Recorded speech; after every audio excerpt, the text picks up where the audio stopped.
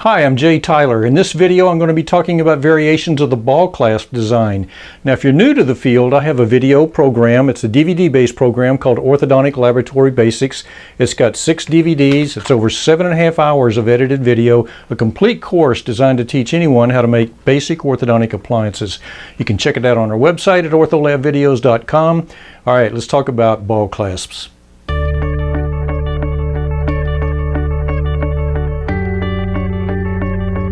In last week's video, we talked about the Adams clasp.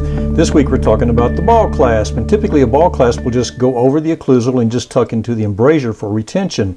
It's a real good retainer, but the problem is you can't stick your finger under there and dislodge it like you can the Adams clasp. The Adams clasp with that bar makes it real easy to grab a hold of and dislodge.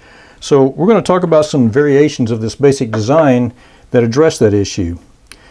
The first one I want to show you is simply a recurved ball clasp, where it goes over the occlusal and it goes mesially, then back in and tucks into the embrasure.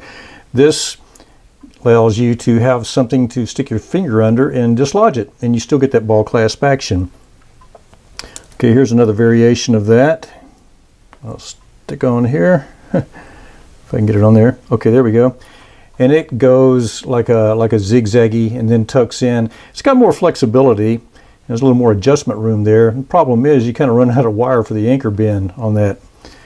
Okay, here's one. Let's say that the occlusion is too tight here to go across, but it's more open here. So you'd like to run the wire in here, but you'd like to have the ball there. Well, here's a design that addresses that.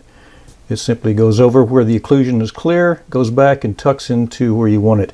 Also gives you that nice ability to be able to use your finger to dislodge the appliance.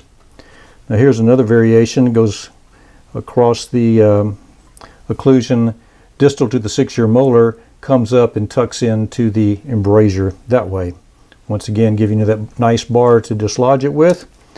Here's a variation of that design where it's like a circumferential clasp, goes around and has a ball on the end, but the clasp action is not the C clasp, snapping in gingival to the crest of curvature or the height of contour. That's not the retentive value gained. The retentive value that's gained on this is the ball into the embrasure. So it really is kind of a ball clasp modification.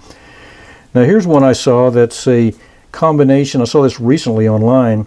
It's a combination of an Adams clasp and ball clasp.